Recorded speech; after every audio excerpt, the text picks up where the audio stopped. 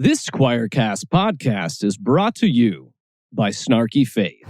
Snarky Faith is a place where we dive headfirst in the tumultuous crossroad of life, culture, and politics in Christendom today. Fed up with the insanity in Christianity?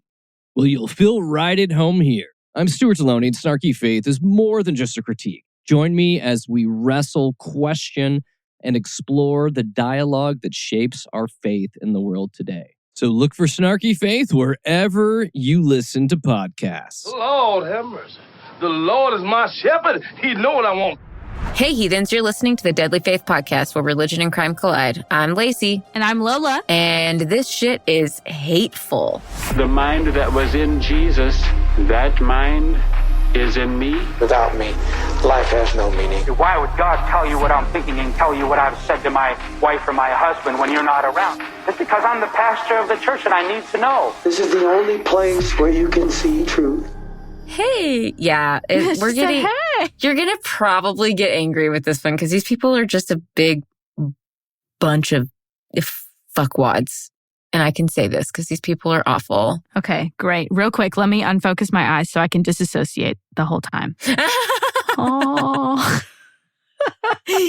So, as you know, you've clicked on the episode title. We're talking about the Westboro Baptist cult. Yes, they call themselves a church. They're not a church. They're a cult. And you will, if you do not have that opinion, you will have that opinion by the end of this episode because Jesus Christ, they take every box on the cult checklist. Yeah, like they check every box. I would agree that they are a cult. Mm-hmm. It's absolutely awful. So before we get into the episode, let me give you guys some trigger warnings because holy shit. Wow. So there's physical abuse, homophobia, racism, anti-Semitism, hate speech, religious abuse, spiritual abuse.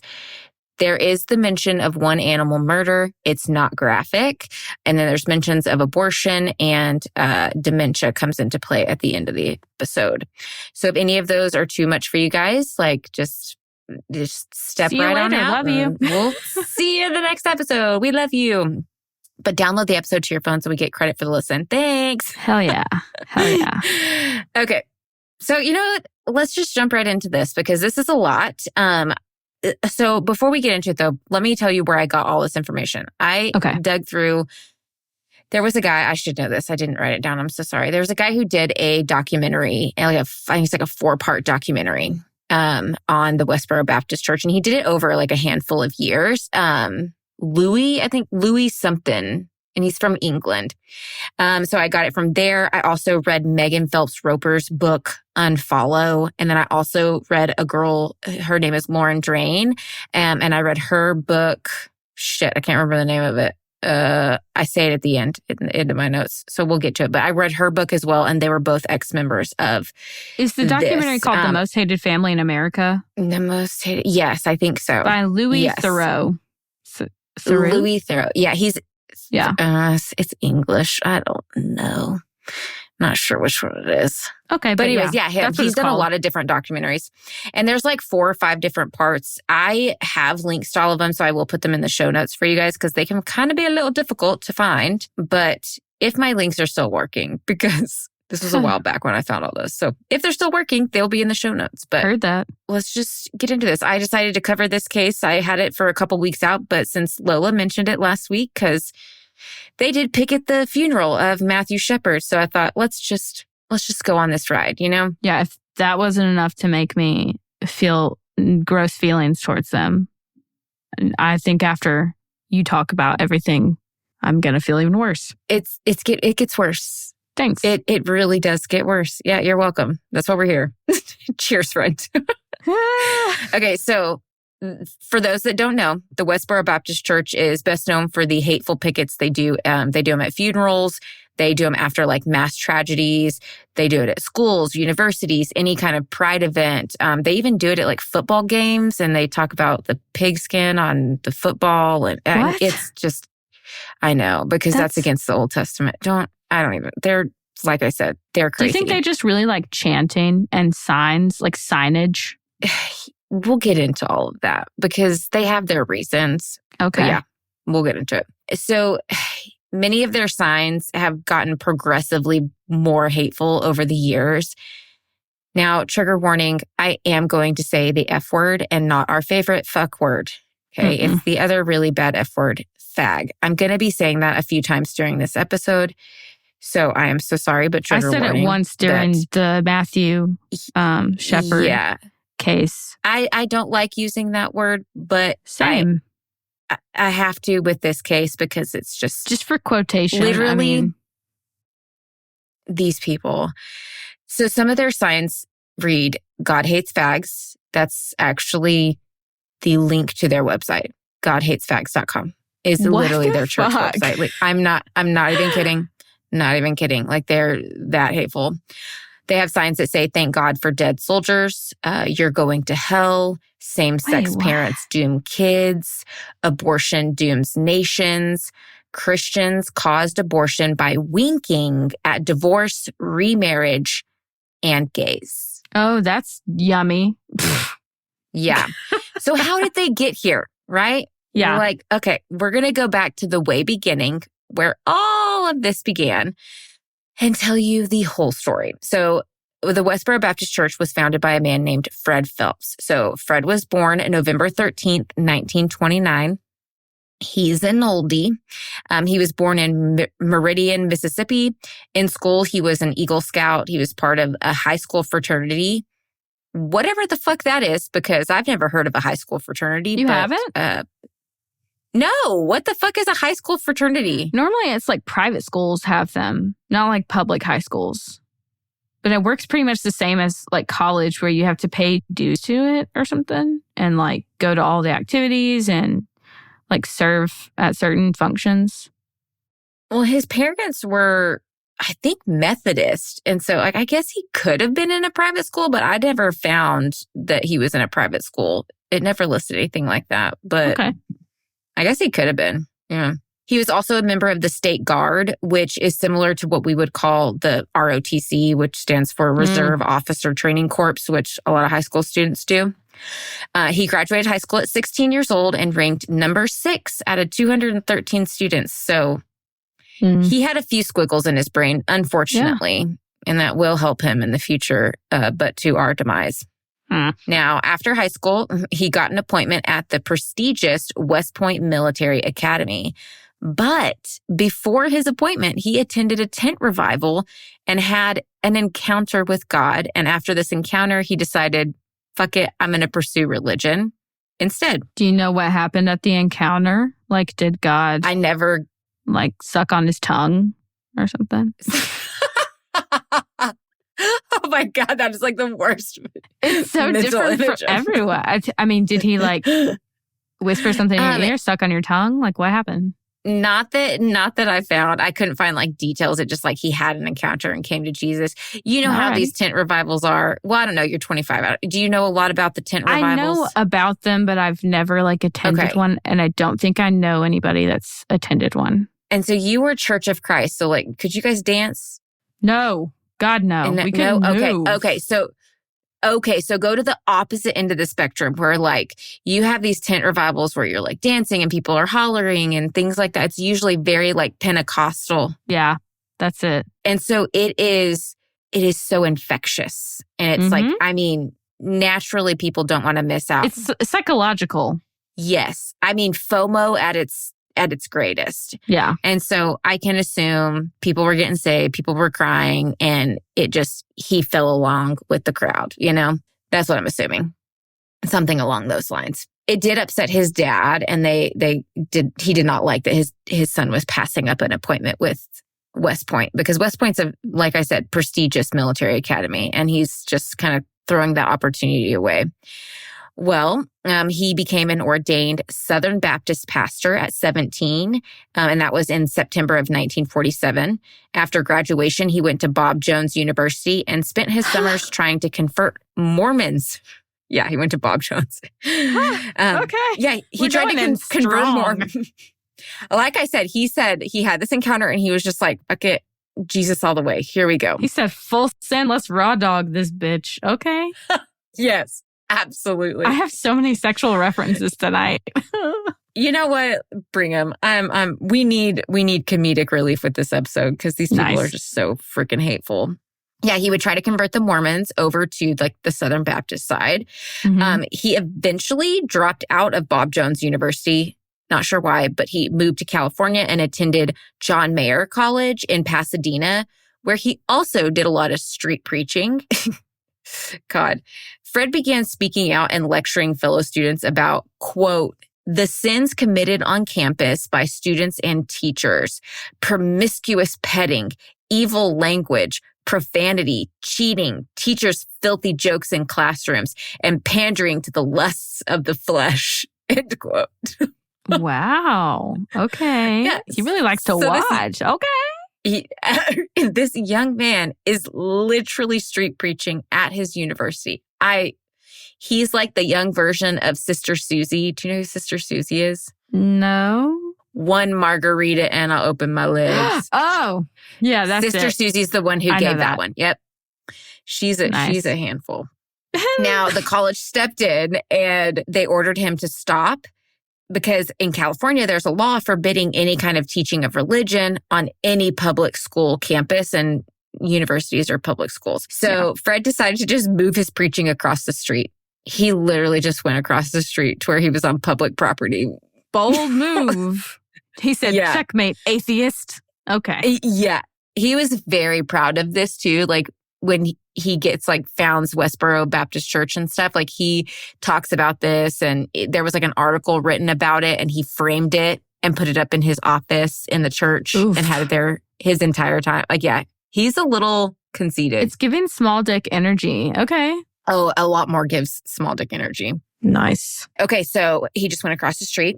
Well, in October of 1951, Fred met Margie Marie Sims, and they married in May of 1952. So they weren't wasting no time. They were just a perfect little Christian couple and met in October and married in May. He wanted to fuck and he couldn't do it without being married.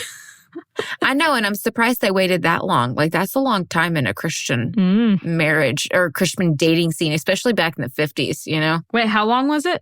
October to May. So October, May. Yeah, longer than when my mother decided to date again. It was longer than my relationship with Tyler before I got married. Ours was 4.5 months. So dang. We beat Fred Phelps. Whoop, whoop. Just kidding. That's not something to brag about. Now, quickly after they got married, they started having kids. They started popping them out. Now, over the years, they had, over the years, 16 years specifically, they had 13 children. Oh my God. 13. They had 16 pregnancies in 16 years, but 3 of them were stillborns. This poor woman's body. Jeez. Yeah. Fred Phelps Jr. I'm just going to name all the kids. So you've got Fred Phelps Jr., Mark Phelps, Catherine Phelps, Margie Phelps, Shirley Phelps Roper, Nate Phelps, Jonathan Phelps, Rebecca Phelps, Elizabeth Phelps, Timothy Phelps, Dortha Bird Phelps, Rachel Phelps, Abigail Phelps. I don't know why I had to say their last name for all of them. But no Michael Phelps? No Michael Phelps. That's all I could think of the entire time. I'm sorry. That's funny. I was like 3/4 way through it. And I was like, why do you keep saying the last name? That's kind of annoying. It's fine. You know?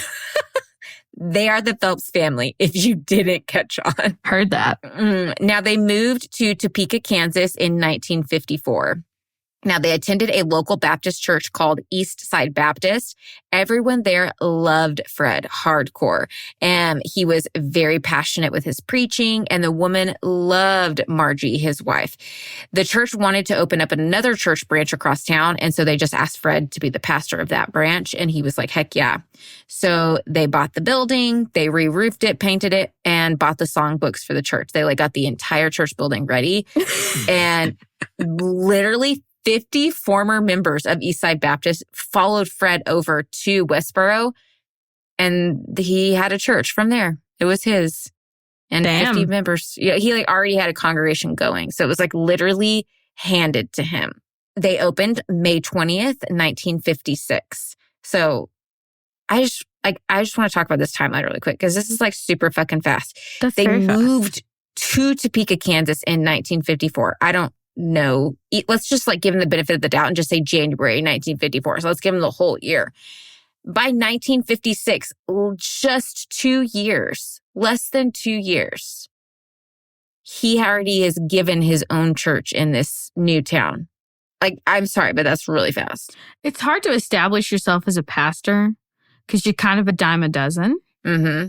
Yeah. So that's got to say something for like preaching ability or like, I don't know. And there were some red flags that I'm like, really? You didn't see that and think, maybe we shouldn't give this guy a church. And I'll get into it in a minute. But before long, the pastor at Eastside and Fred started to butt heads. Fred thought that the other pastor wasn't strict enough. And he also didn't agree with the belief that God loves the sinner, but hates the sin. Fred was like, no, God hates both. So you're too loving. God hates you, period. Yeah, done. Signed, sealed, delivered. Now, when a male member came to Fred for marital advice, okay, Jesus Christ, I hate that I'm going to say this.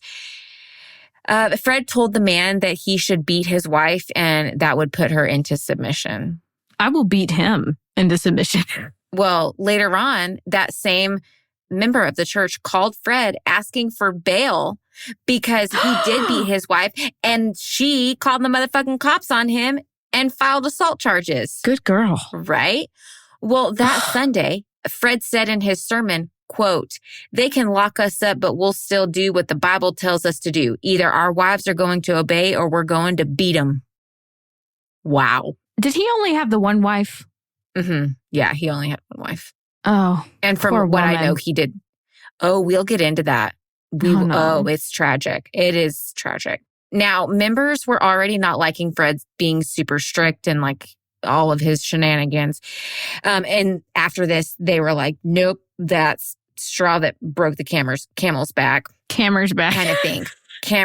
Actually, no, sorry, just kidding. That was not what broke the camel's back. This is what broke the camel's back.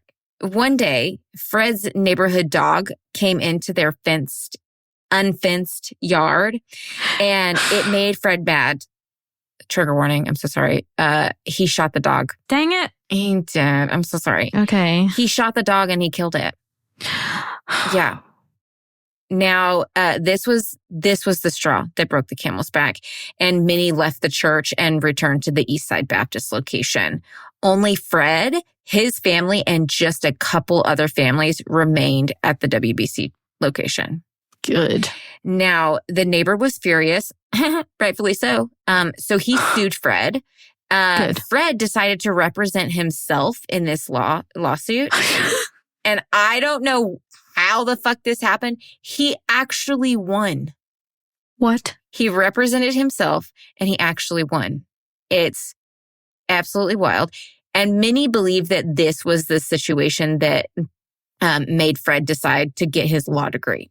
He was like, oh, I'm good at this. God. I can do this. Yeah. Oh, wait, like when I tell you this gets wild, girl, we're only starting. Now, since not many were attending the WBC besides his family, they struggled for money. And so in order to save money, Fred decided to move his family into the church building, and he made part of the building their home. So same building, home. Fred also had to start selling vacuum cleaners. He sold baby carriages and insurance door to door. So he was like a salesman. Now, I'll bring this up a little bit. Actually, I won't bring this up later because I'm just going to mention it now. But in the future, Fred ends up suing every single one of his employers that he sold all this stuff for. He sued them all. When like Fred Phelps is like the fucking definition of a frivolous lawsuit. Like it gets wild. Now, Fred's mother and father were Methodist, and Fred's rejection of West Point, Fred abandoning their faith, and the fact that his father remarried a woman who was divorced made the relationship between him and his family very tense until eventually Fred just went no contact with them and just cut them out of his life. This is so sad. The grandparents tried to reconnect for years. And after him and Margie started having kids, the grandparents would send things in the mail like gift cards, letters, cards, even pictures and stuff like that. But every time Fred would just send them back unopened. But to be extra malicious, he would take the pictures of his parents and cut them up into little pieces, put them into an envelope and send them back. Oh So I think he would God. open up the cards, but like the gifts, he left them unopened and then just like sent them back. That's a lot, Fred. Are you okay? You're a fucking asshole. Like these poor people. I can't imagine. Now, Fred's home life with his wife and kids, it was a hot mess. He ran his home with an iron fist, and it was very much like what he says goes. I'm pretty sure that doesn't shock anybody.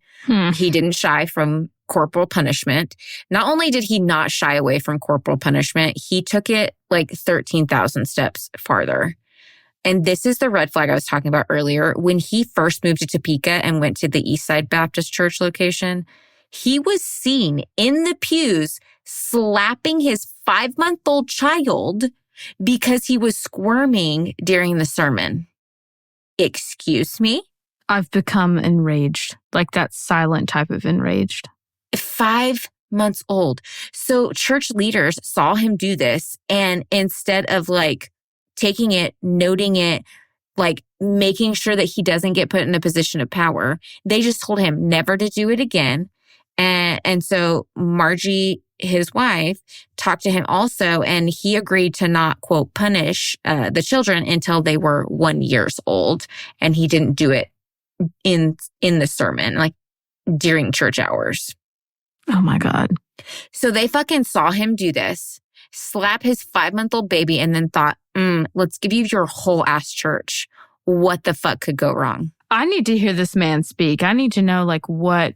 There's something about cult leaders. They have this like this charm that will let anything. Is this charismatic? Yeah. And he had something about him because the man was able to represent himself as an like uneducated, like he was a smart man, but he was uneducated in law, but he was able to represent himself and win a lawsuit before he went to law school. So he had something about him, and it's just, ugh. I have a lot of concerns. There's so many. He needs to be lobotomized at a Toyota-thon. Like, Trigger warning.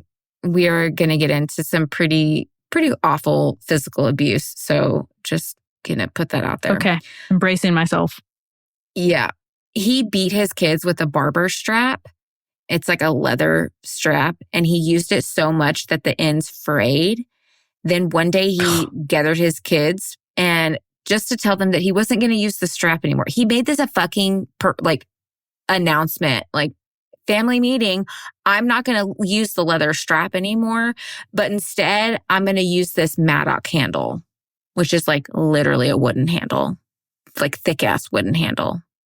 Oh, yeah. Nate and Mark, which are two of Fred's sons, they eventually end up leaving the WBC later in life. And they came out and told a lot about their childhood. And they revealed just how horrible it was. They said that the handle that he used was about 3 feet long. And when they were beaten with it, it felt like being beaten with a baseball bat. Oh my God. Like, I'm against all types of corporal punishment, even spanking with your hand on somebody, on your child. But I'm against that. Not going to have a discussion about that. I literally just gagged. But yeah, this is like so beyond corporal punishment. Like, this is not punishment. This is abuse. This is torture. This is no words. No fucking words. No, I have a lot of words. This man's probably dead now, though, so I can't have those words with him. He is very much dead now. Yes. His death is interesting, though, which we will talk about. I can't wait to hear about it. That will be my favorite part, I think. Now, Mark recounted a time when his father severely beat Nate and himself. He hit Mark 60 times and Nate over 200 with the Maddock handle. Nate was beat so bad that when he actually went into shock and passed out. This beating happened on fucking Christmas Day. Christmas Day. And this Christmas, I will just think about him. Right? Now, all of Fred's children that have stayed at the WBC deny this, and even to this day continue to deny it. But there are court records and eyewitnesses that say differently. And here is where I'm going to get into, like, we actually have court records that prove abuse. And Fred did this to himself, which is actually kind of funny. So not the abuse, but like how we know about this is Fred's fault. Now, one year when the kids were in school, they got their report cards and Nate and Jonathan didn't do so well. Fred severely beat them for it, and he beat them so bad that the boys had multiple bruises. Their legs were swollen so bad that they couldn't bend them, and they couldn't even sit down. Not only did he beat them, but he shaved their heads to embarrass them at school. This was like back in the 70s. Shoulder-length hair was very much like in. Yeah. So having their heads shaved, head shaved, it was pretty embarrassing. Like, I can't imagine what that would be like.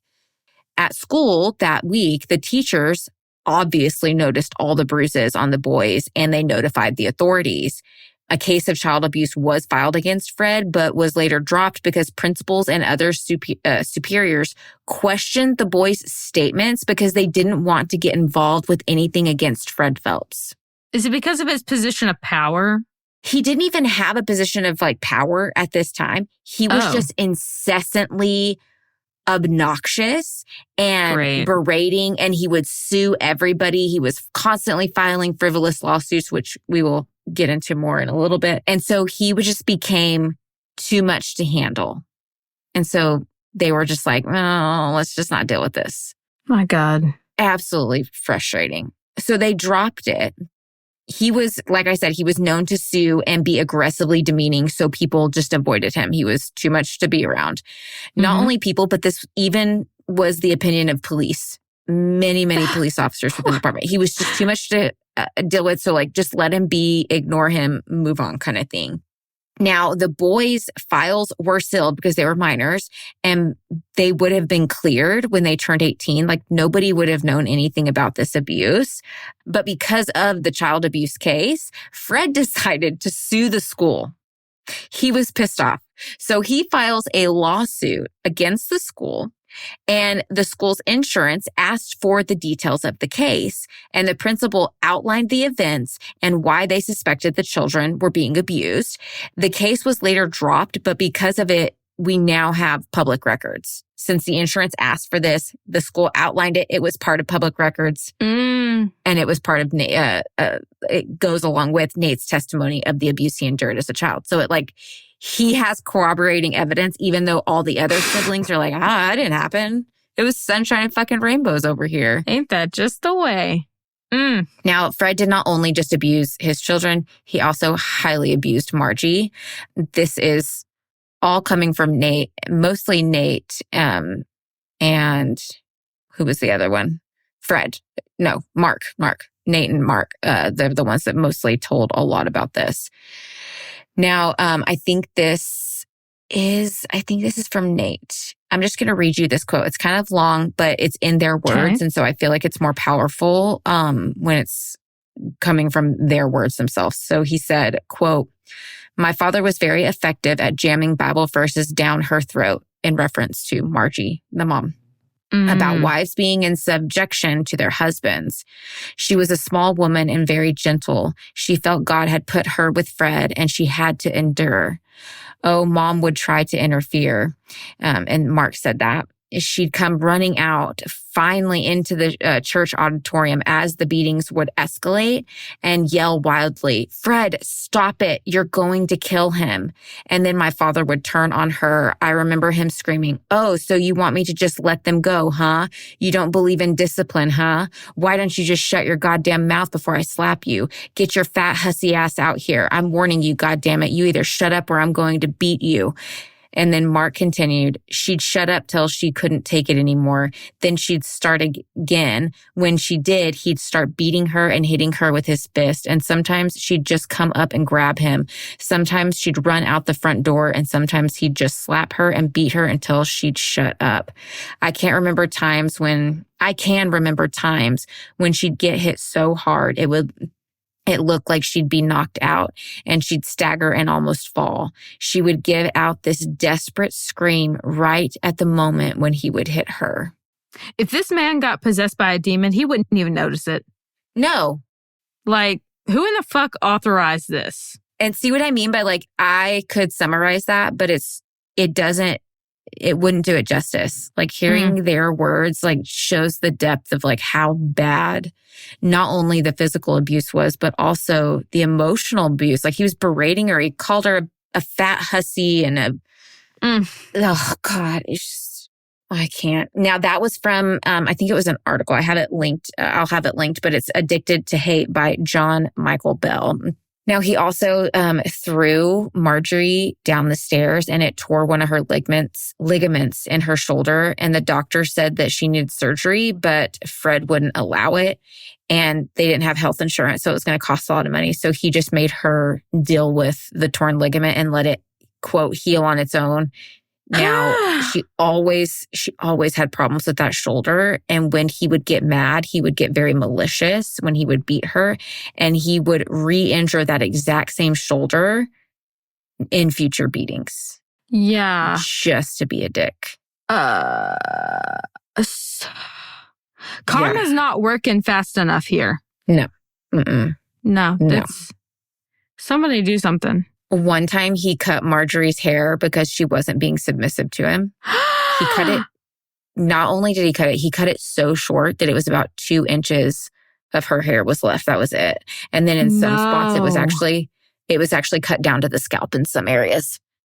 Okay. Yeah. So this is hurtful on several levels. Spiritually, physically, emotionally. Like, hair means a lot. There is something about our hair. Man or woman, like non-binary, whatever. Like there is something about hair for the majority of people that it is our identity. It plays a very big role in our identity. Like I remember when I had my purple hair for a really long time and then I had to go brown for the summer, I literally cried. Yeah. Because like my purple, it like means so much to me. I just love it. And that was just changing the fucking color. Like if somebody shaved my head or cut my hair to where it was like, I don't even want to know what this fucking looked like on her head. Like I cannot imagine the depth of pain, emotional pain that she felt. And physical. I can't imagine that he was kind the way that he cut it. Oh, If some parts were down to scalp, I mean, he might have cut her, you know, like. Yeah. And to cut her hair, I mean, so my great-grandmother, she will not allow us to cut her hair. She has never allowed anyone to cut her hair since like the 1950s when she got saved. Jeez. Because she, you know, there's that verse in the Bible, like, you cut your hair, you cut your glory, pretty much. And like women should cover their heads and who's you, what's it. So like, you lose your glory, that means that you lose favor in God's eyes. So that's what he was doing to her. He was condemning her in a lot of ways. Yeah. Pretending that he was God, you know? It's disgusting. And hair is very important.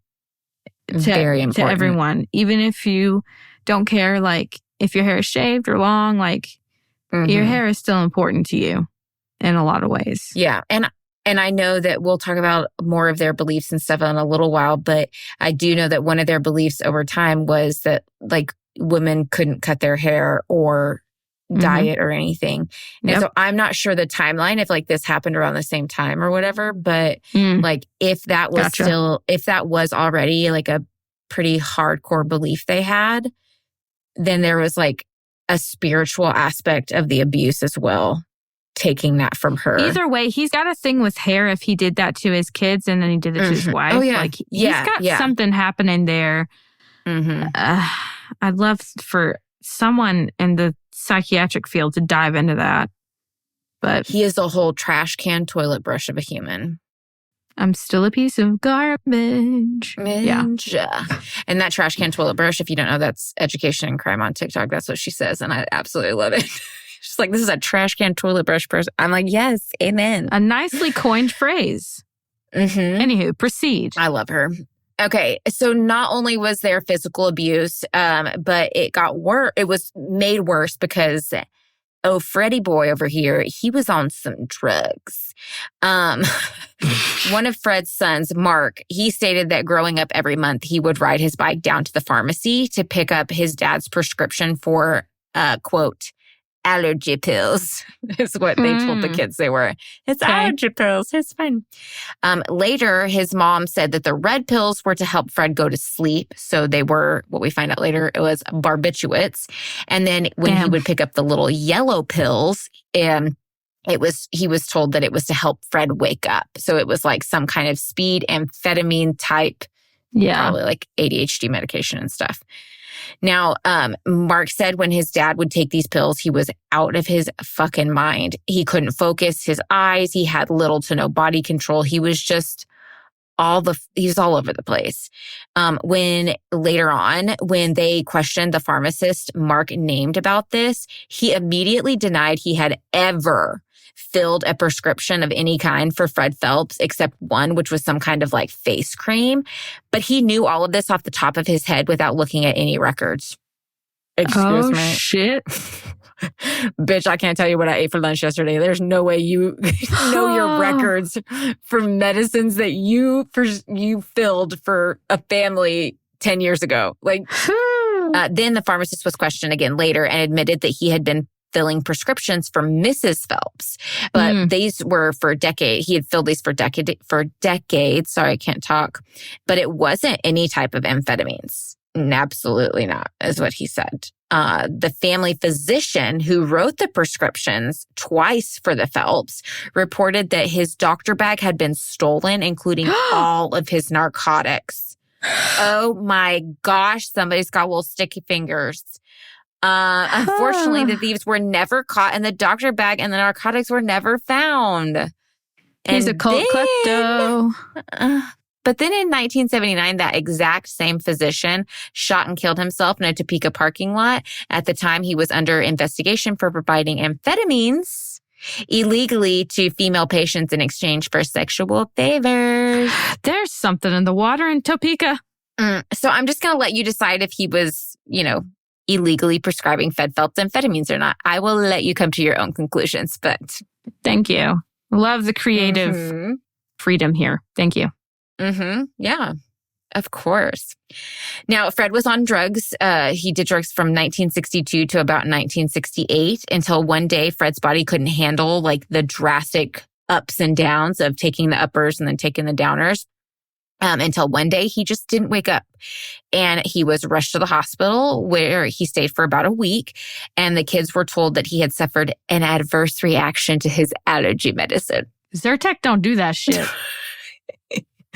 When I tell you, there is like little to no adverse reactions to allergy medication. It is one of the safest medications that we have in America.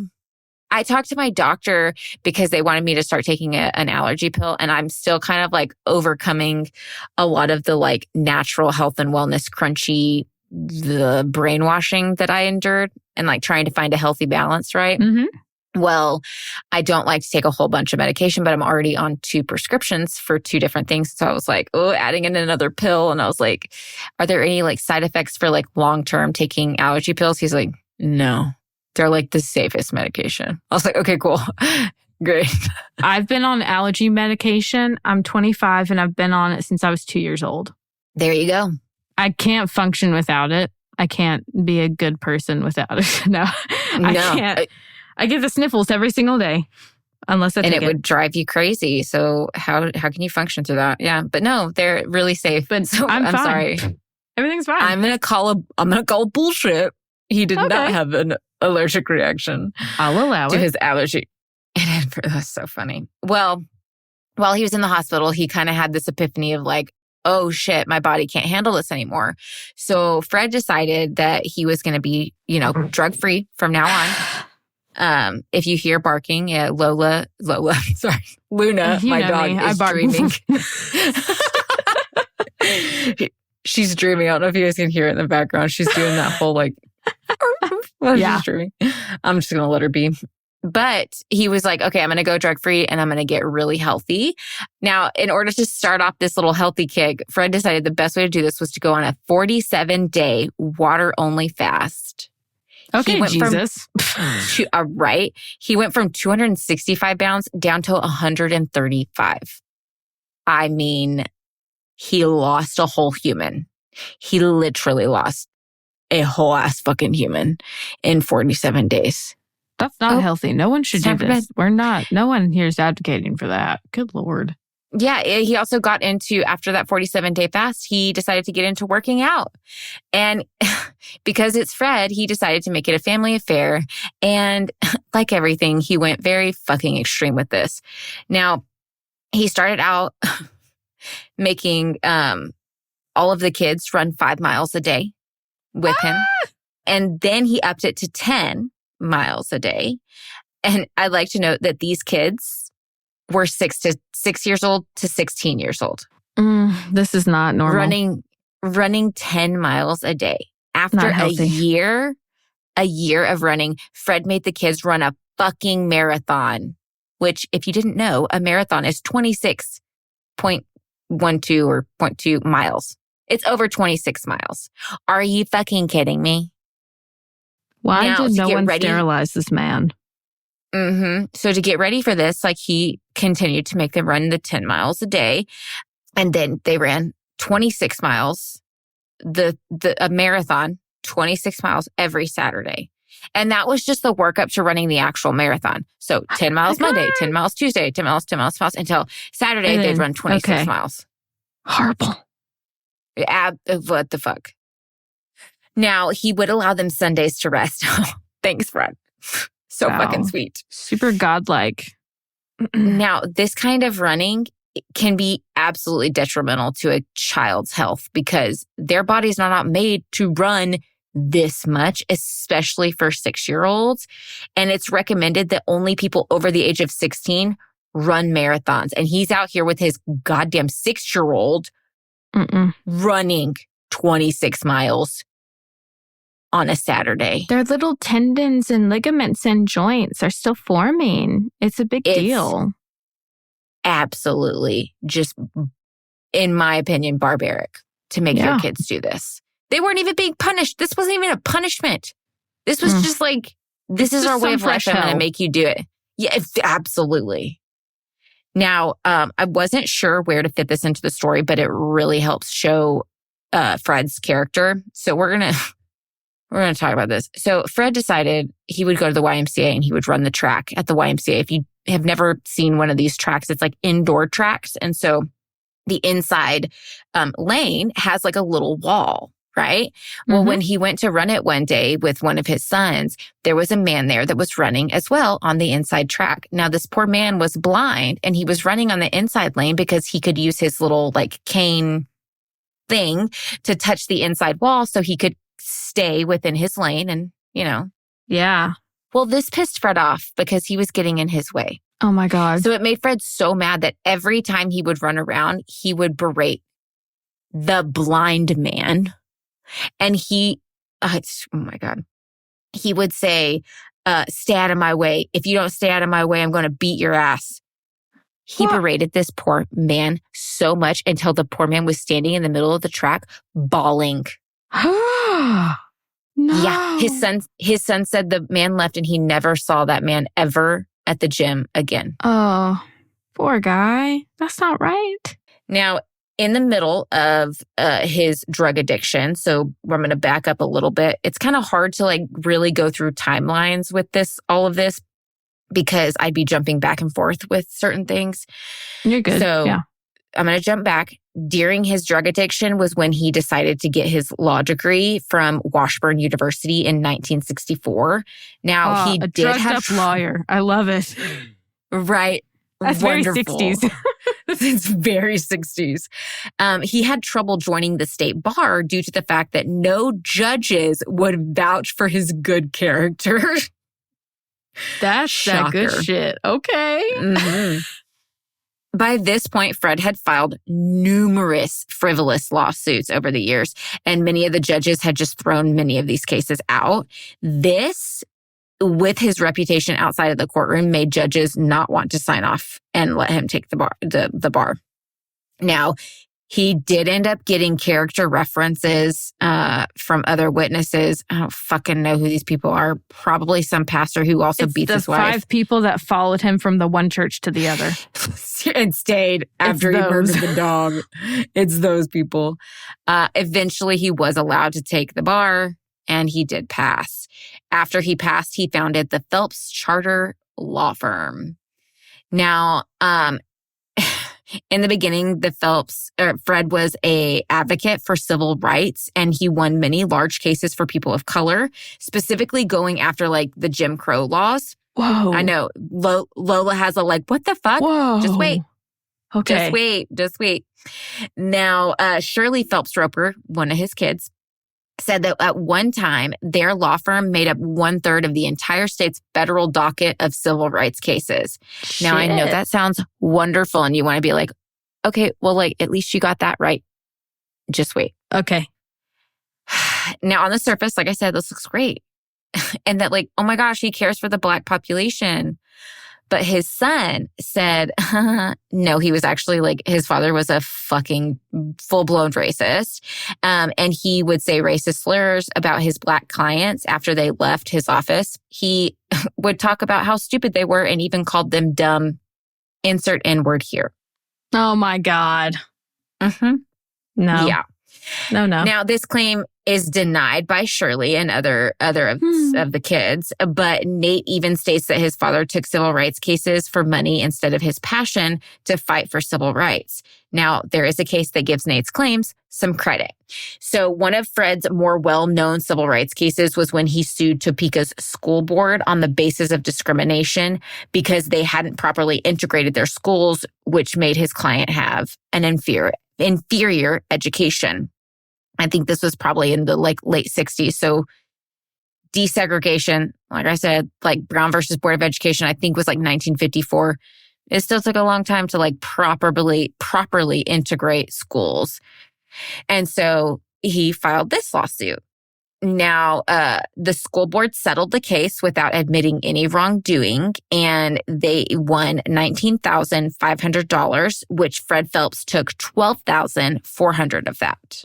Whoa. Only leaving, okay, like, what was that? 5,000, 6,000, a little over 6,000 or so dollars to the person he was filing the lawsuit for. Oh my God. And now this was sealed, like the settlement was sealed, but it ended up leaking out. And most experienced civil rights attorneys will charge around 40%. And so you don't pay anything. They just get 40% of like the settlement. And Fred taking $12,400 of a $19,500 settlement meant he was charging about 64%. So crooked. Yeah. I think he saw the civil rights movement as a money ticket and he just fucking jumped on it. Wow. Mm-hmm. I've never known. I know that like greed is a huge thing, especially like in conservative Christian circles. I've never known someone to stoop that low.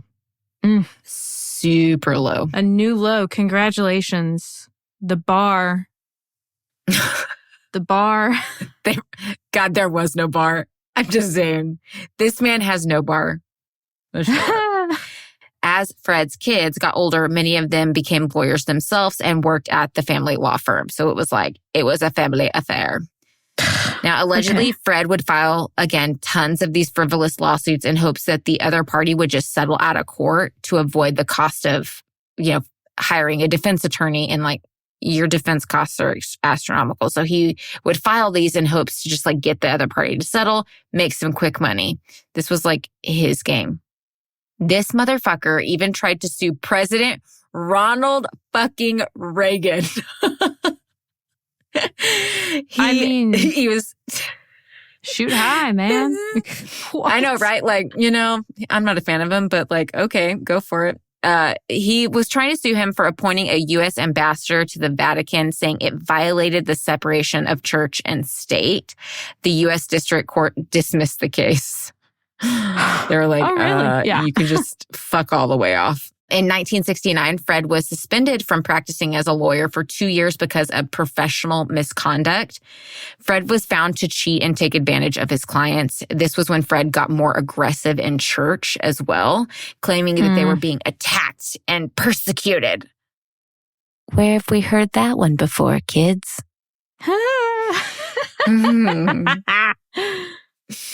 Now, during Fred's time strung out on drugs, beating his wife and kids, and pastoring the Westboro Baptist Church, Fred decided to run for the Democratic nomination for the Kansas House 45th District.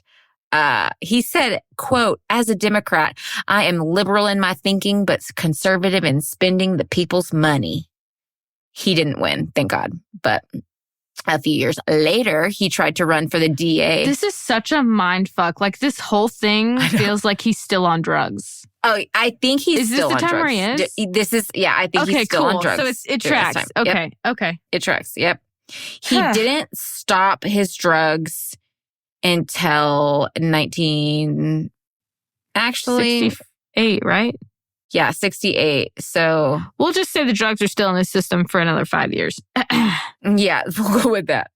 It killed a couple of his squiggles. Oh, really? Yeah.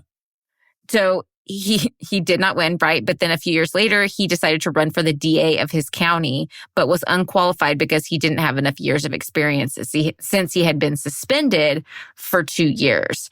Now, thank the heavens, because can you imagine Fred Phelps being your defense attorney? I'm okay. No, thank you. I'm okay. I'm going to pass. I would rather slide down a slide full of razor blades and land in a pool of alcohol. Just saying. A lovely depiction. I know.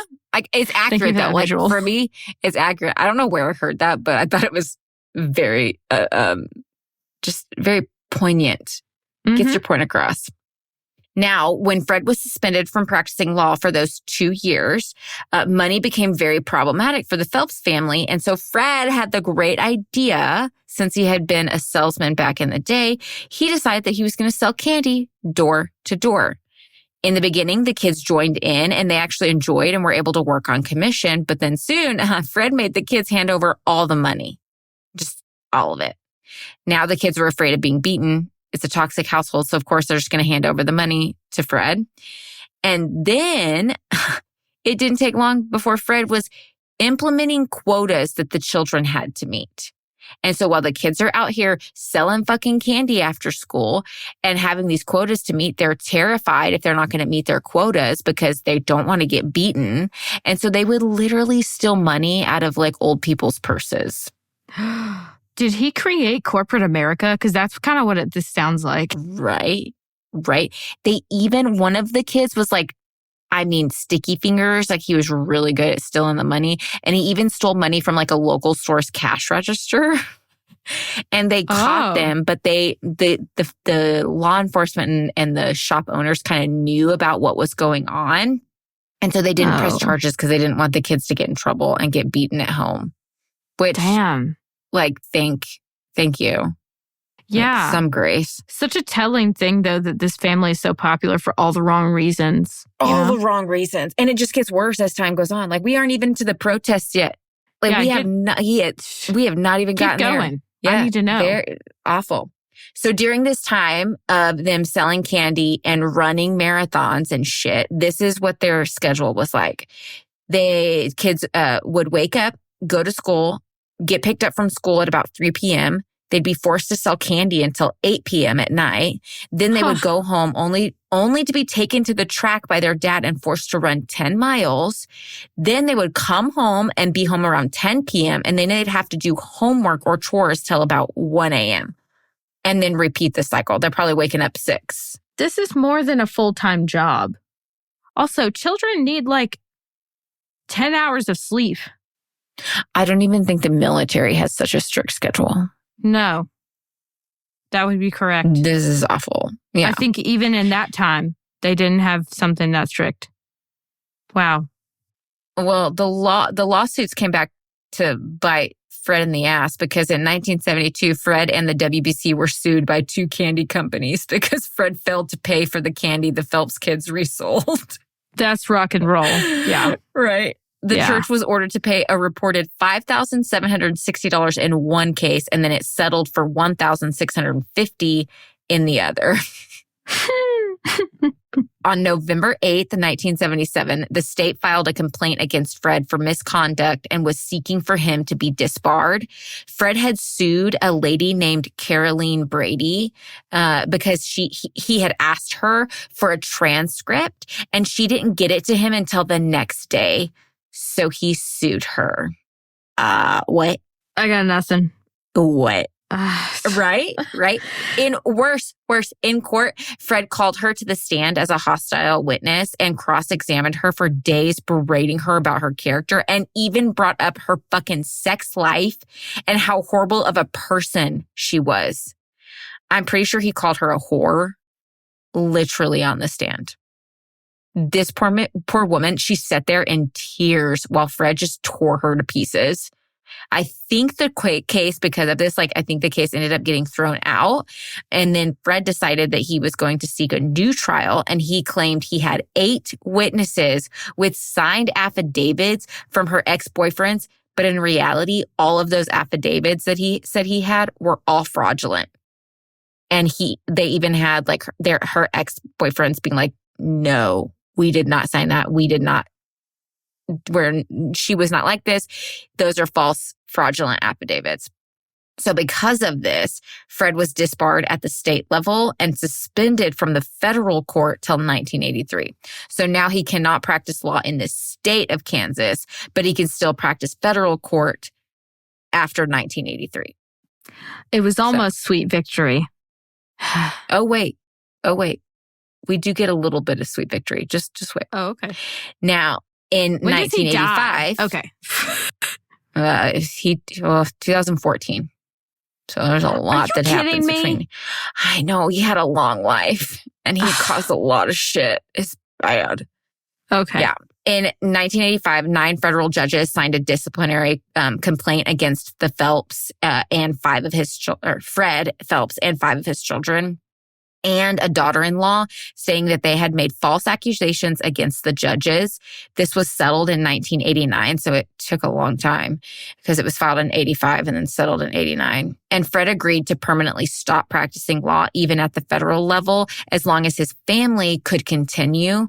The only other discipline that was enacted was Fred's daughter, Margie, was suspended from federal and state court for 1 year, and his son, Fred Jr., was suspended from both as well, but for only 6 months. So I don't know exactly. They were probably harassing the judges and stuff because, wow. Now, after Fred is disbarred, he got a little bored because he didn't have anything to do. So he decided that every day he would fax almost 300 different faxes daily. He would send these to public officials, private officers, private offices, and members of the media. These faxes, they included damaging and embarrassing information from the private lives of his opponents, like within politics and things like that. Even stating false and outlandish shit. He called one city councilwoman a Jezebelian, switch-hitting whore who had sex with several men at once. You know, I'm not a proponent for violence, but I just remember the kneecapping that was going to happen that Angela paid for on The Office. Yeah. I just wonder. Could we catch that in here? Honestly, I'm surprised that he was not he was so hateful. I'm surprised that he was not severely injured over the years through what he does next and all the protests. I'm literally shocked because he's just so hateful. The fact that, I'm sorry, was he assassinated or did he die peacefully? No, he was not. Something? He died of old age. Normally? Okay. Because well, he gets a little bit coming to him at the end. And it's kind of fucked up. But for him, it's oh, that's okay. I find it weird that no one attempted to assassinate this person. I am too, honestly, because he's so hateful. I was like, you count your blessings, dude, because wow, he dodged a bullet, literally. Since 1951, Fred has been arrested repeatedly for assault, battery, threats, trespassing, disorderly conduct, contempt of court, and more. he has been convicted 4 times as well as disbarred, but has avoided prison. How? Okay. What? I don't fucking know. Overcrowding, I guess. I don't know. So crazy. Now let's talk about the protesting. Now, Please. Fred was disbarred in 1989. Okay. So he has nothing to do. The year of our Lord and Savior, the T-Swizzle. The T-Swizzle Yes. was born. Fred was really getting going that year. Now, Fred took his grandson one day in 1989 on a bike ride, and they went around a park called Gage Park. Now, normally Fred would ride his bike ahead of his grandson and then circle back around to like come back to him. So he'd go ahead and then come back. Now, one time when he did this, he circled back to find 2 men talking with his grandson, trying to lure him into the forest. I'm going to emphasize allegedly. Okay. Okay. Because I'm not really sure this happened. And now, he ended up finding out, because this like rubbed in the wrong way. He ended up finding out through some connections after they left the park that Gage Park was a local, quote, gay hookup place, is what they called it. Now, he contacted the authorities of the city and found that they did know about the problem, and they said that they were trying to clean it up. But the city did do some like sting operations, and they arrested some very high profile people. But after a couple of years, Fred was like, you're not doing enough and things need to get going. And so he started his protests in 1991. And the first one was at this exact park, Gage Park. Now, in the beginning, this was like way tame compared to what they are today. Their signs literally just said, gays in restrooms. What? That's all Gays in restrooms? Like a warning or something? Yeah. Warning, gays in restrooms. Like, don't let your kids go in. It's so dumb. Now, the group grew to protest outside any place that counter-protested them. They even protested outside the police station for not protecting them. And they protested outside city official buildings who weren't putting together, enough to do, like they weren't making enough happen to take care of this problem. And like the offices of people who he knew were doing anti-protests against their protests. Oh my God. Yeah, I know. Now, the group grew to Yes. Mm-hmm. Now, counter protesters got very angry and they would attack the WBC, which I can understand. Now, their main focus at these protests, the WBCs, was, of course, homosexuality. If they were protesting something else, they are blaming it on America's acceptance of homosexuality. So basically what they're saying is, since America accepted homosexuality in our world and in our society, everything that's happening that's bad is because God is punishing us as a society. And they blamed 9/11, hurricanes, floods, earthquakes, anything like that, mass shootings. Literally, they'd be like, God did it because water's turning the frogs gay. Yeah, exactly. Exactly.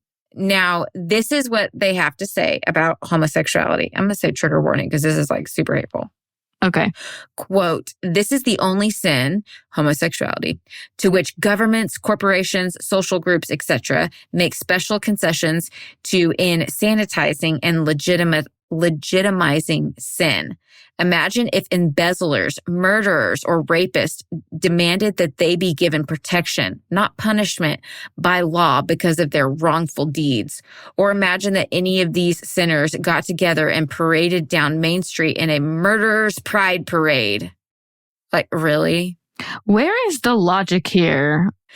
Right? You're comparing consensual love to murderers and rapists and thieves, or people just existing with a different orientation than you, or a different preference than you. You good, bro? It's not that deep. Now, when people would point out the contradictions in the Bible and be like, but it's okay to eat pork, or it's not okay to eat pork, but you also, the contradictions that a lot of people, point out. They said, quote, if it's okay to eat pork, why isn't it okay to commit sodomy? ? We've answered this above, but we should point out that the above statement makes about as much sense as, quote, if it's okay to eat pork, why isn't it okay to murder? I love taking things out of context. I love that for them. Yeah. I mean, look, they do it all the time, just like many it's people. the remix version of the Bible. Okay. Now, here's where we're going to get into some anti-Semitism. They even go as far as to compare homosexuality, the homosexuality agenda, to Nazism. It's that, yeah. I'll read from their website. Quote, our experience and empirical evidence shows that the homosexual community most closely exhibits the characteristics of Nazism. Are you fucking kidding me? Is that their mission statement? No, this is under their frequently asked questions tab on their website. The fact. Yeah. The fact page. Okay. The fact page. It's on their fact page. Mm-hmm. Oh. Through their militant agenda and propaganda, they want to force everyone by law to support their filth. And they want to shut anyone up by law when they hate a voice of opposition to their sin. They would be perfectly happy to make it a crime to preach that God hates fags under the guise of hate speech legislation. Because it is. Likewise, baby killers, abortionists, and their supporters support the genocide of millions of babies and then act indignant that Hitler killed millions of Jews. Baby killers are responsible for more murder and bloodshed than Hitler and his Nazi party ever dreamed. Yeah. So it's like, okay, you know that guy, that meme of that guy that's like pointing at a board with a bunch of like things, oh, yeah. like a map, and there's like yarn all around it with like different tacks, trying to like make sense of something. This is what that sounds like them trying to connect these dots that do not connect. You know, it's like that, and a crazed look on their face. Oh, but it's clear. It's clear. Okay. Now, let's get into the WBC's like theological beliefs and stuff. So they call themselves primitive Baptists.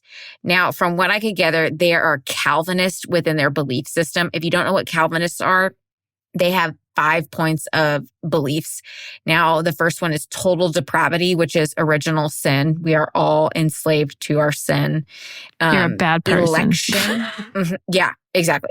Election. Only the predestined elect group will receive salvation and mercy from God, while he withholds that same mercy for everyone else. So they're like, God has pre-elected his Some of you go to hell, some go to heaven. You don't know who, but he does. That's it. Exactly.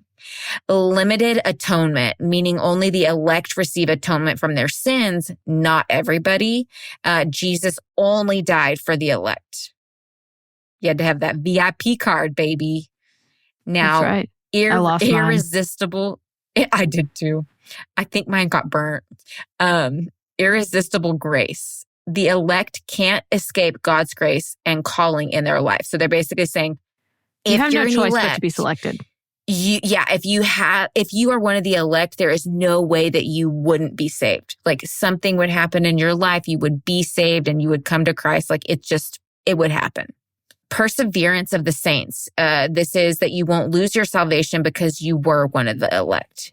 And so they kind of get around some of these beliefs because they'd be like, if you sinned, then you weren't really ever one of the elect. And so, not sorry. Like we thought you were, but you're not because you sinned. Now, they also believe... It's rooted in a lot of really toxic beliefs. That's what Calvinism is. Yeah, there's a lot.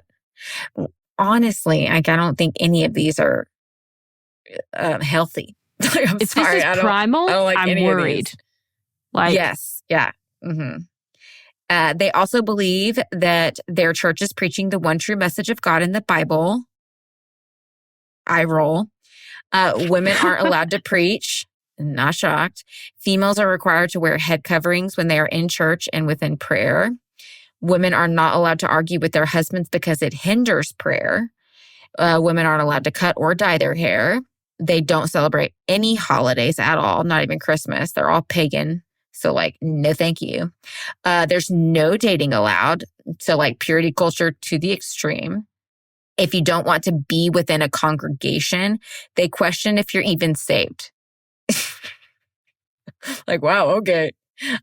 You're not allowed to talk to defectors. So talking to someone who has left the church. They say that if you talk to someone who is... exactly. Someone who is... If talking to someone who's evil, it makes you evil. You have to tell on someone if they do something wrong. If you don't, then you're the one that's sinning. If you get baptized but then mess up, then you're no longer part of God's elect. And even worse, your spot in hell is the hottest spot. Yummy. Fried eggs. They believe God makes bad things happen because he's punishing us as a society for accepting homosexuality. So just by like, I'm sure they have other beliefs, but those are like some of the big ones. Now, if you just go off those beliefs, like, I mean, they check almost, if not all of the boxes for a cult because they're highly controlling. They're controlling what women wear, no dating, what you do. They also like couldn't listen to like secular music and things like that. No secular movies. There was like high control. When a member would leave the group, they would tell you can't talk to them. So they're controlling who you can and can't talk to. So they're like distancing you from other people. And they're like, we have the one true message. You can't find it anywhere else. So like, I mean, guys, it's checking all the boxes for a cult. Now, they rejoice. I'm going to get into a little bit of like why they protest and like what their meaning is behind some of this stuff. Now, they rejoice over tragedies because the Bible says that we're supposed to be thankful for everything that God does, and that includes tragedy. So like, praise God for 9/11. They would literally say that. Not even kidding. True. Mm-hmm. Yeah. I think they even have signs that say, thank God for 9/11. That they use at protests. Mm-hmm. They quote the scripture that God hates all workers of iniquity. So they say that we will tell all workers of iniquity that God hates them because we're just telling them what the Bible says. So like, oh, okay. They don't see their hateful speech as hate, but as love, because the Bible says it's the most sincere form of love is correction and rebuction. Great. I'd love to see where that is. Whatever. Yeah. Mm-hmm. So it's love. It's not hate. It's love. Truth is love. They picket fallen soldiers' funerals because they say that when a nation rises in pride against God, one of the ways that God punishes that nation is by killing that nation's men of war. Okay. Okay. Now, Fred even goes further and he says, quote, military funerals are pagan orgies of idolatric blasphemy where they pray to the dunghill gods of Sodom and play taps to a fallen fool. End Y'all quote. ain't never been pagan. Don't even. Y'all don't know jack shit. God. Now, they don't consider what they do as judgment, but instead they see it as preaching. You know, like we're not judging. We're just preaching the true word. It's not hate. It's love. It's not judgment. It's just preaching. You might see on one of their signs, they usually will like put the flag upside down. And a lot of times if the flag is put upside down, it just means that the country is in distress, which that's pretty normal. And they do it in their protests because they say that because we have accepted homosexuality, our entire country is in distress because our society fucked up in their eyes. They continue to picket funerals, especially fallen soldier funerals, school shootings, mass shootings, natural disasters, acts of terrorism. Like they'll picket and spew their shit all over everywhere. They'll even like picket at like Christian events because remember, theirs is the one true message. So they're going to picket to tell you you're wrong and you don't know how to read your Bible. Now, I cannot tell you the story of the WBC without telling you Lauren's story. Now, Lauren was the daughter of a man named Steve Drain. Steve grew up as an atheist and he hated religion. He regularly made fun of organized religion, and he actually was very combative with people who tried to witness to him. His wife, Lucy, was Catholic, who, despite being married to Steve, she held on to her faith. Unfortunately, Steve wasn't the nicest man to be around. He was very controlling and combative to his wife and his kids. Now, they lived in Tampa, Florida, but ended up moving to Kansas so Steve could go to school to get his master's degree.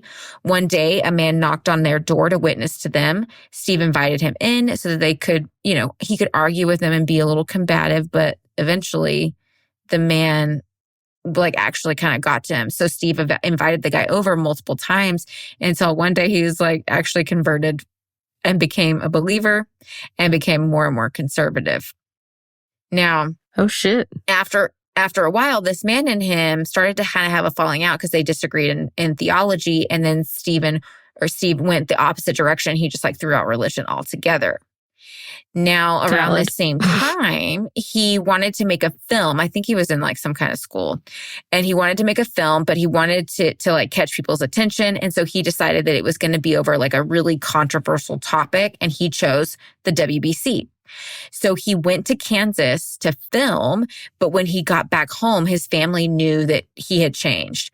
As he was there, he actually started to get sympathy for the church and their members. And even their views. Soon, Steve was asking for guidance from Shirley Phelps Roper, which is one of the main children. The daughter, she has a prominent role. Mm-hmm. Now, he would ask for advice in raising his daughter, specifically Lauren, the older one. She was a teenager, so she was super interested in boys. And Shirley advised him to rein her in and that it was his job as the head of the household and that it wasn't being mean. It was all to save her soul. So with this guidance, Steve got very strict with his kids, and he just, put the hammer down. He was very strict. And then after finding some notes that Lauren had written to another teenage boy in her class, he got super pissed. He berated her. He called her a slut and a whore, and he even beat her. And then he took her out of public school and wouldn't even let her see her friends. The only people that she could talk to were Megan Phelps Roper, which was Shirley's daughter, and then a few of the other girls that were from the WBC. And they were only communicating as pen pals because she lived in Tampa, Florida, and they were in Kansas. So that's horrible. Rob her of her childhood and her teenage years to flirt and learn and come to terms with herself and romance. Ugh, I hate that. Unfortunately, it gets worse for her. Over the next few years, Shirley got more and more, Steve got more and more wrapped up within the WBC. He was constantly calling Shirley, getting advice and implementing more rules, becoming more religious. And Lauren didn't have access to her friends. She only had access to the WBC girls. And so she was getting more involved, and she was trying to get her father's approval and his just she wanted him to be proud of her. And so she was getting into it. And she's a kid, so of course she's going to. Now, after a few years... I'm nervous where this is going. Mm-hmm. After a few years, a house came available on the Phelps compound. Yes, you heard that right. Compound? It is a fucking compound because they had the church, the WBC church, and then over the years, as houses started to become available for sale, they just fucking bought them all up until they owned the whole block. Great. Right? So a house came available, and so they offered the Drains to come and rent the house, and Steve was like, fuck yeah. So he uprooted his whole family and came down to Kansas and rented this house and joined the church and jumped in full force, both feet, head, everything, all the way in. Now, he did also work on his documentary, continued to work on this documentary, but since he was being sympathetic towards the WBC, it came out as he kept the first name of the documentary. It was called Hate Mongers, but then the subtitle of it was The Real Story of the WBC. If you are curious, last time I checked, this documentary, it's a 12-parter and it's up on their website. It is not good. So You don't have to watch it if you want to, but like... You don't have to. I wouldn't. It's fine. It was pretty dumb. The family, of course, quickly integrated to the WBC life, and they joined multiple pickets very quickly. Shirley became an even bigger mentor to Stephen. Shirley was like one of the main integral parts of the WBC, and she had like the biggest house, the nicest cars, and her family was devout. Like she was kind of like pretty high up there in the hierarchy, I guess you could say. Interesting. Now the WBC did allow their members. Well, yeah, but she was Fred's daughter, so like yeah. But also it's like 90% like just Fred's family. Now, the WBC did allow their members to ask questions, but if the questions started to become combative or divisive, you would get reprimanded. Now, in the beginning, of course, Steve was allowed to ask questions, which who wouldn't? He's coming into this church. Hasn't been a religious person for very long, so of course he's going to have questions. But because of Steve's nature and being very combative, the questions very quickly became combative in nature. Yeah. And he quickly was like constantly being reprimanded by Shirley. Like even one time she was like, you need to stay home and read your Bible. He quickly tried to like just get in line because he realized that if he could get in line with the more prominent leaders, he knew that it would keep him from being humiliated and it would just make life easier because they were very awful at humiliating you if you stepped out of line or if you sinned or you did something they didn't agree with. In the WBC, all leaders and adults were allowed to correct the children, even if they weren't their own. But Shirley, being the most prominent leader, was seen constantly correcting and reprimanding all the kids, not just her own. Now, one time Steve started to reprimand one of Shirley's children, but Shirley turned around and blasted Steve in a full-on email that went out to the entire church and saying that Steve was trying to overstep his authority. She even went so far as to say that her kids would never act in such a way that would require reprimanding like that. Because she probably made him run 10 miles a day. She was that mom that if her kids got a bad grade in school, she was up at the school in their faces, demanding they change the grade. She was very much the apple don't fall far from the tree.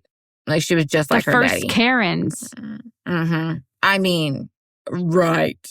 Now, there were also very drastic different standards within the WBC when it came to the Phelps kids and their children and families as a whole. They were given chance after chance if they messed up. They weren't given as extreme consequences and so on. There was just a very double standard with them.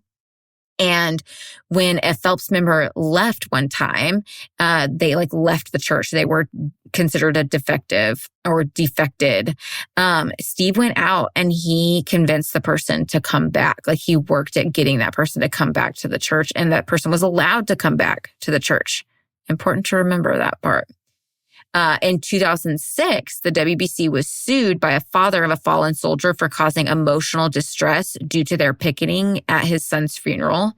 In October of 2007, the next year, the jury ruled against the church in the Snyder versus Phelps case and awarded them $10.9 million. And the judge ended up lowering it to $5 million. So still $5 million is a lot. But in 2011, on an appeals case, the court ruled that the Phelps and his followers weren't, quote, speaking on matters of public concern on public property and thus were entitled to protection under the First Amendment, since most of their signs were speaking on matters of a general topic. They weren't specifically targeting the Snyder family specifically. Oh, my God. The case was overruled and they didn't have to pay the money anymore. It was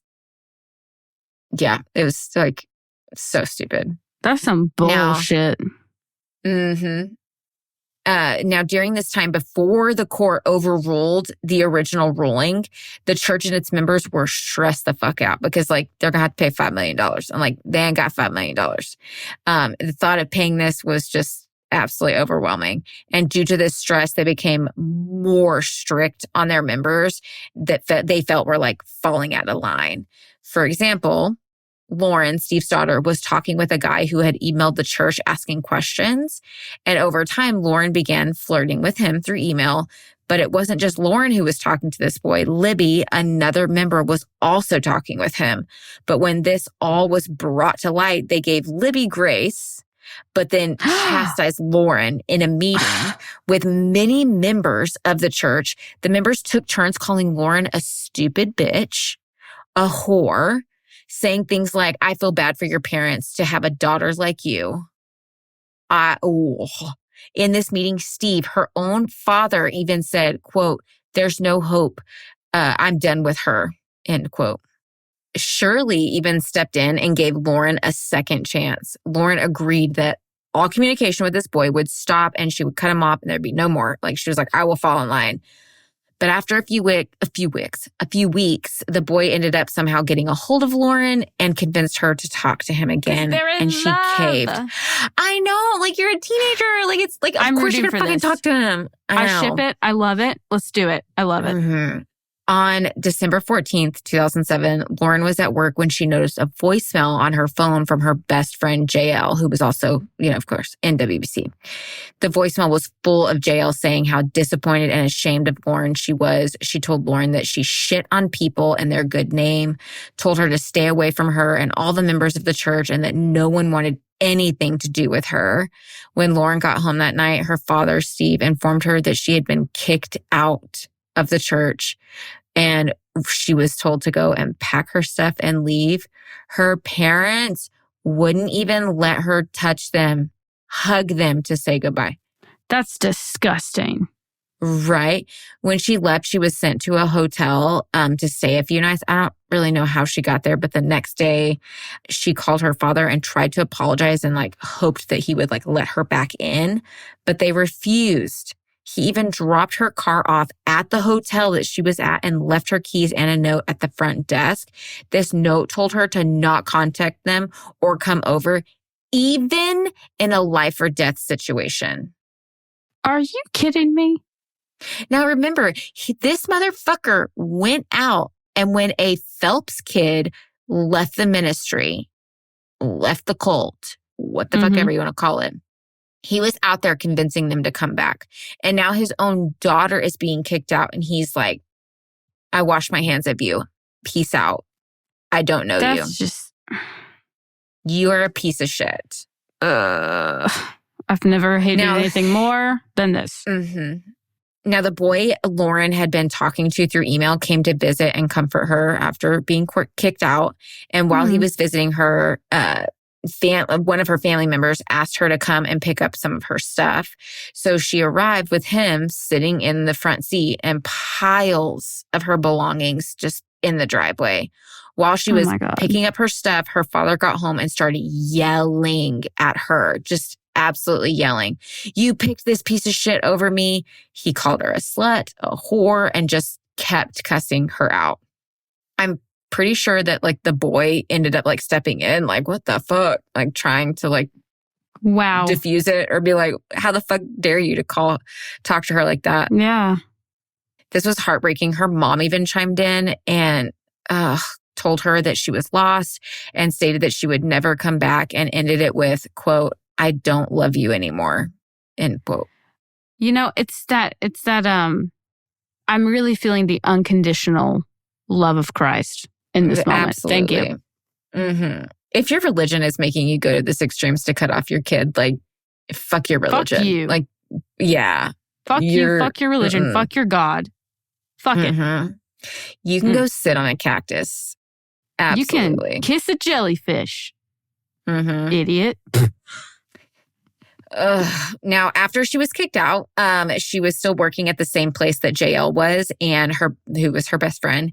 And JL took this opportunity to torture Lauren. She would say things to Lauren to make it clear how unwanted she was by all the members of the WBC and her family as well. She would even make comments about seeing Lauren's little brother and sister, just basically trying to cause Lauren more pain. I saw your brother and sister at this and that. Oh my God. And she didn't. This group talks about how they are loving and not a hate group, but then they're literally out here torturing Lauren's poor soul. Petty ass motherfuckers. Yeah, petty as shit, and not in a good way. Like, I love me some petty. This is just cruel. One of the group's biggest priorities was to make sure that the group members that defected stayed away from current members of the WBC. And Lauren's sister worked at the Dairy Queen that was like right by her apartment.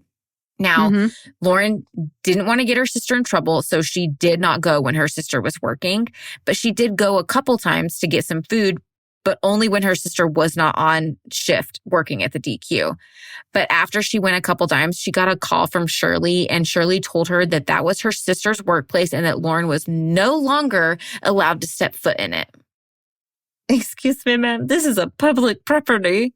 You could take your opinion and shove it right up your ass. Now, I do have good news, though. Actually, before I get to the good news. So another thing that I remember, I don't have this in my notes, but I remember I've followed Lauren on social media for years. And I remember for a couple of years, she would take gifts, because I don't think she lives in Kansas anymore, but she would take gifts and like leave them at the door, or she would draw in chalk like on the sidewalk outside the family's home for like trying to get messages to her siblings and stuff. And then she'd go back by and like the chalk would be washed off. I don't know if the gifts were like returned or thrown in the trash, but like her brothers and sisters never got it. And it was just so devastating. Yeah. But now to the good news. Lauren is doing amazing after leaving. She's written a book called Banished. That was the name. That's the name of her book, Banished. It is very good. I've read hers and Megan's. They're both very, very good books, and they have very different perspectives. Yes. And they're just wonderful. And I'm pretty sure both of them, if you get them on Audible, they are read by the authors. And so very, very good. She's doing wonderful. I've followed her on social media for a long time. She is a registered nurse, but she doesn't do nursing anymore. She ended up getting into like fitness and stuff, and hot. She's very fucking hot. Like hot. She's very hot. She's very buff and she does the fitness stuff. She also, I think like a year or so ago, ended up opening an OnlyFans account, because she always had like, you can see if you go look at her page, which we'll tag her below. But she's very borderline community guidelines violation outfits. We'll just put it that way on Instagram. Go off, queen. Ended up, I think she just posts like spicy pictures and stuff. I love it. She's very good. She's happily married, and she has a baby. Yeah, it's pretty cool. I really like following her. So happy. And we'll link all her stuff in the show notes. But yeah, so not much left. But Steve, Lauren's dad, was very ambitious and self-centered man. So over the next few years, he grew to gain more and more control and leadership positions within the church. After a few years, Steve got a lot of the congregation to actually turn on Shirley, the most prominent leader in the WBC. Oh, shit. Yeah, they fucking turned on her. They chastised her for being too harsh. They did. And a lot of it's detailed in Megan's book. So go read it. Wow. Spill the tea, girl. Yeah. They chastised her for being too harsh and mean and having an un-Christ-like spirit. I'm sorry. What? The TKL said, what? You what? I just can't. She lost many of her positions, most importantly, her position to organize the pickets. This crushed her spirits, but because of how indoctrinated she was, she didn't fight back. Neither did Fred, her own father. Did not fight back for her. She just like submitted to the chastisation, to the reprimands, like all of it. As Steve gained more and more power in the church, the leadership started to change. In the beginning, the church made decisions and all members were given a vote. But then when Steve took over, he changed it to where now the elders make all the decisions, no matter what the church members want or think. So it's select few get to make all the decisions. Around this time, the church even started faking pickets. They took pictures from the royal wedding in England and photoshopped themselves into the pictures and posted them to Twitter, lying about their presence at the royal wedding. Who gave y'all access to Photoshop? Kidding me? I know, right? That should be illegal. Come on. The Equality House in 2012, a group called Planting Peace bought the house across the street from the WBC. And in 2013, they painted in the colors of the rainbow and called it the Equality House. It was a bold stand for the LGBTQIA rights. Hell yeah. Now, let's talk about Fred Phelps' death. Please. Around 2013, Fred Phelps himself was voted out of the church. Yes! Because he had walked outside towards the Equality House across the street and told the people, quote, "You are good people." Oh. What? Right. Fred. Didn't see that coming, right? Members of the church came rushing outside and ushered him back inside. That day, he was voted out, like, you're out. The church claims Fred was in his right mind. He was like all there when he did this. Other members ended all contact with Fred. And as his health declined, one of his daughters was instructed to care for him. He was put into professional care, but kept it on the down low. They didn't want the news of Fred's illness to get out. He had dementia, so he was, losing it. He wasn't all there. So I'm like, dementia's pretty slow growing. So like, if it's 2013 when he went out there, like, I don't know if he truly had a change of heart or if it was his dementia. And honestly, we'll never know because he's dead now.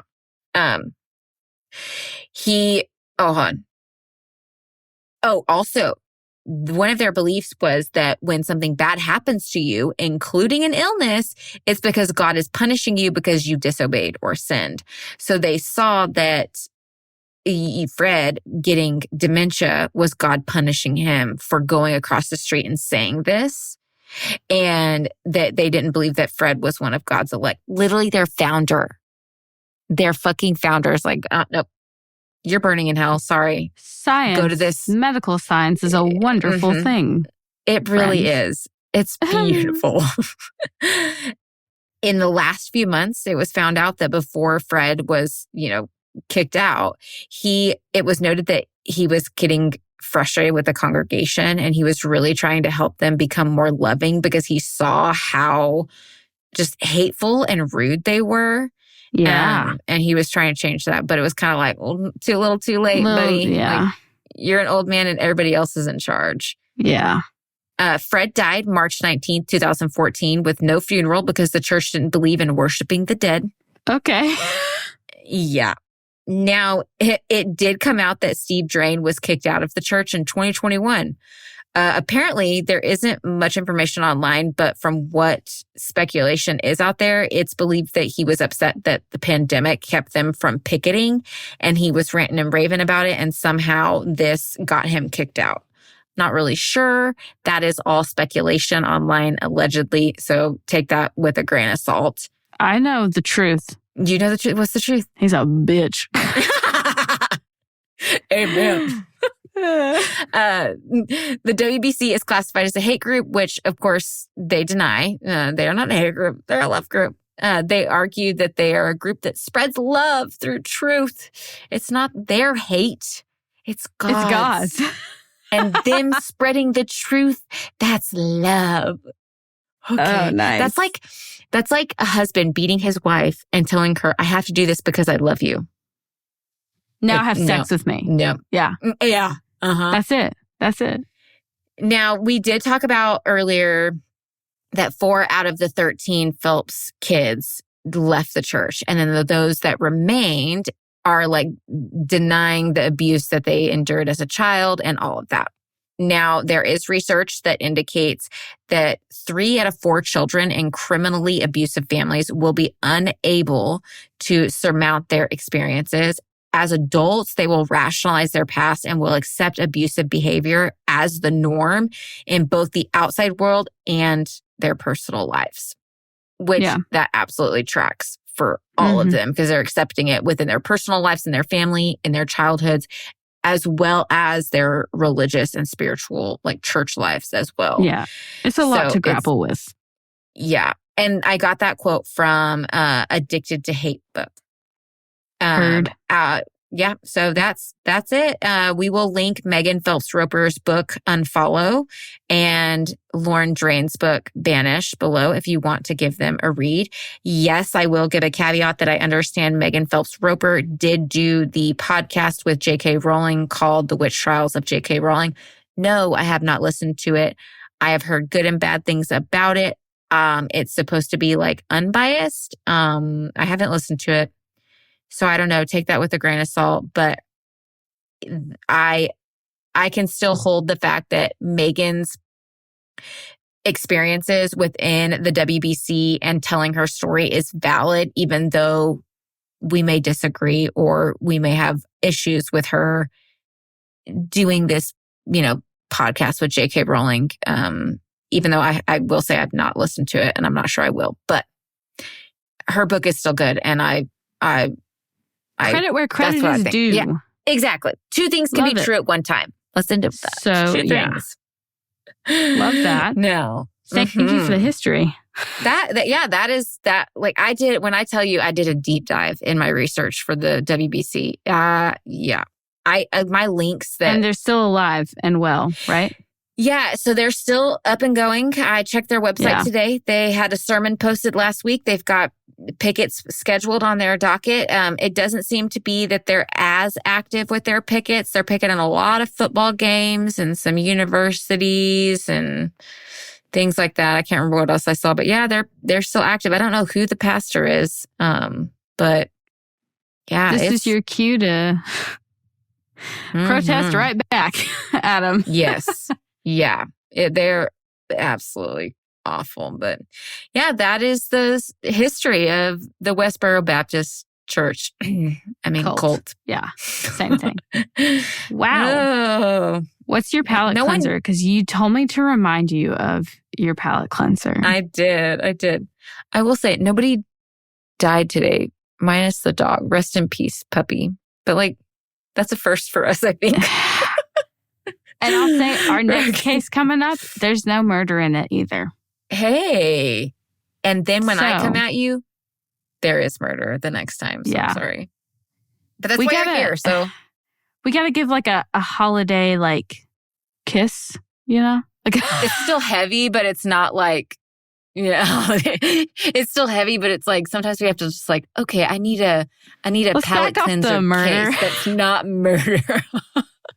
Yeah. Okay. My palate cleanser today, I am making a whole bunch of crochet things for Christmas. And so oh my God, yes. I went to Michael's today to get all my yarn because fuck Hobby Lobby, right? Mm-hmm. Well, they have the buy one, get one half off. They also had all their Halloween stuff, 70% off. So I had to control myself. But when I went to go check out, they have the tiny little carts at Michael's, right? And so mine's overflowing with fucking yarn.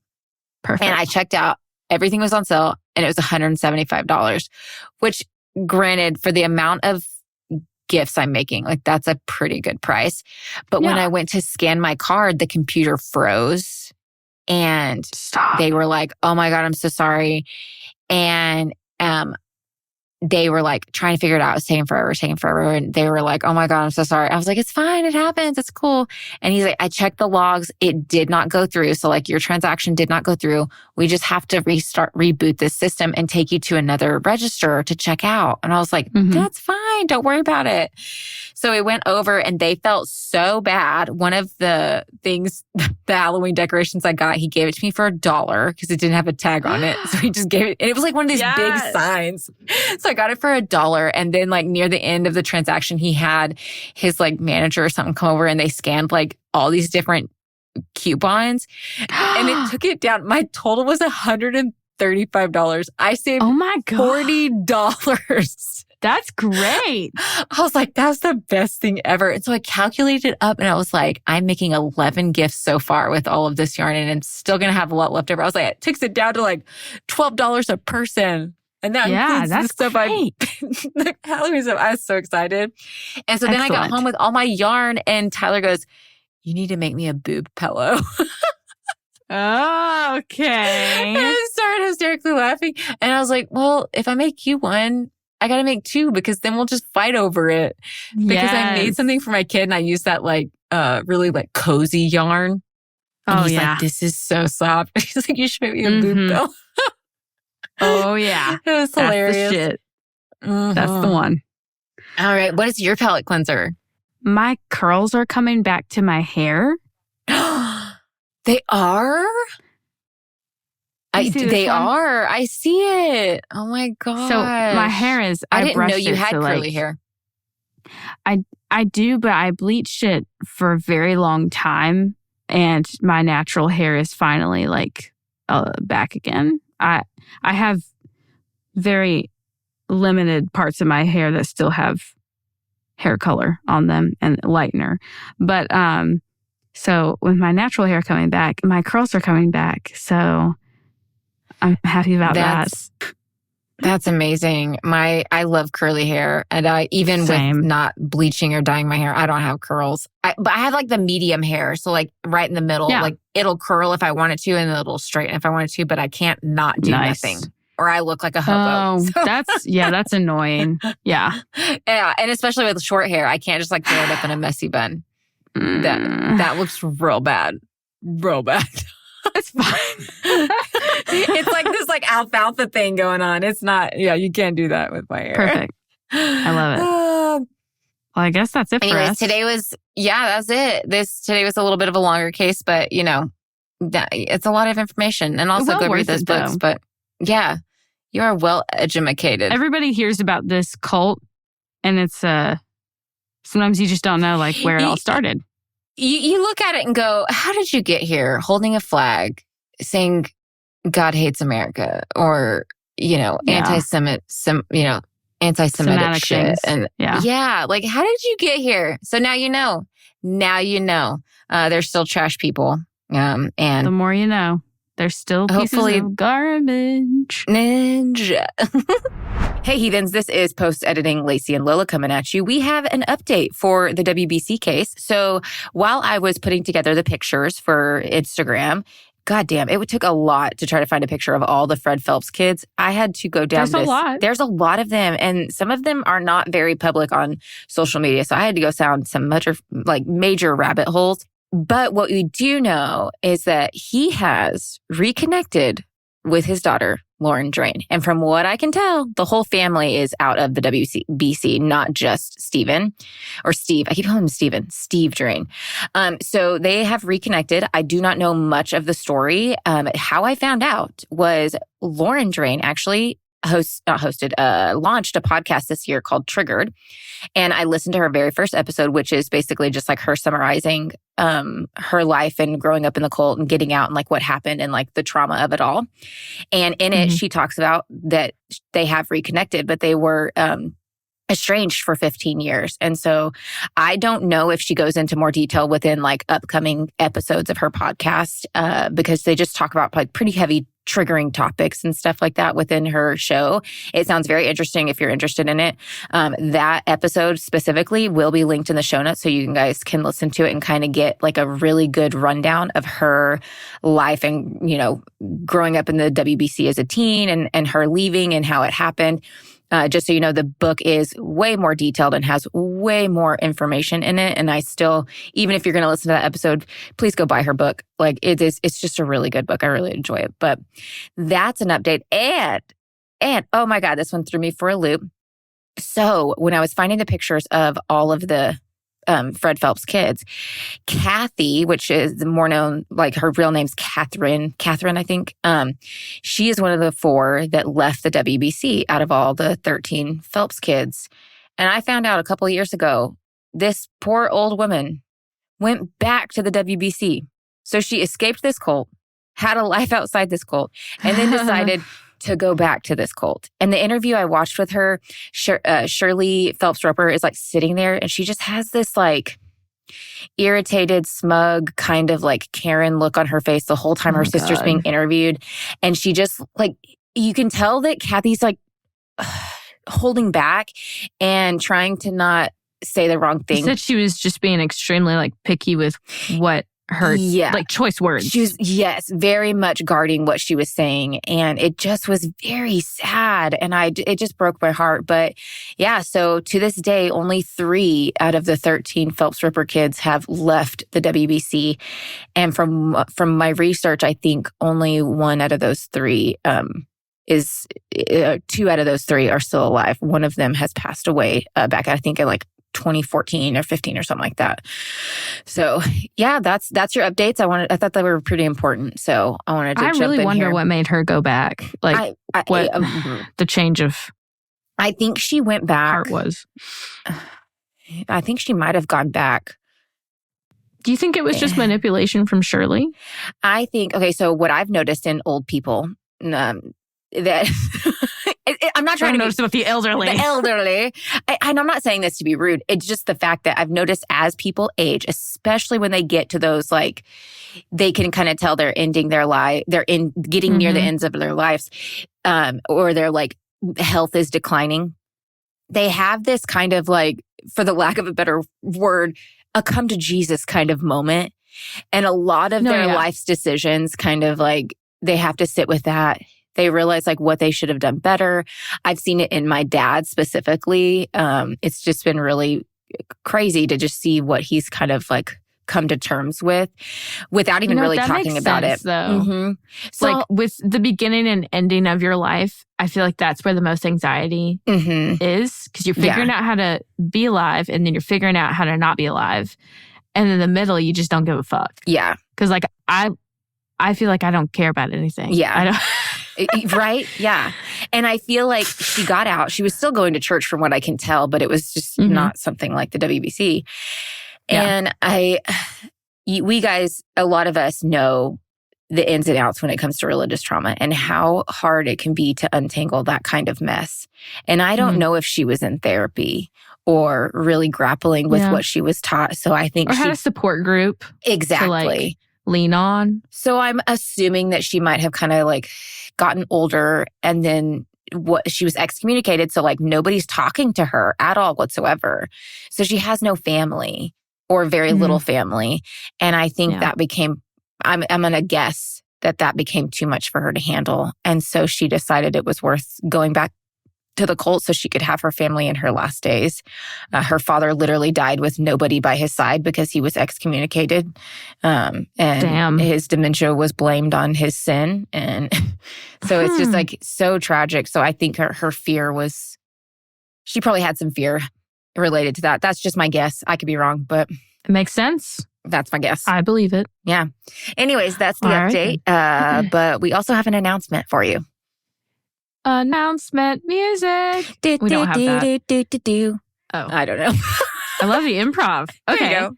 Happy holidays, heathens. We will not be releasing an episode next week in honor of Christmas/Yuletide. We will be taking time this season to reflect on what an amazing year this has been and planning our goals for 2024.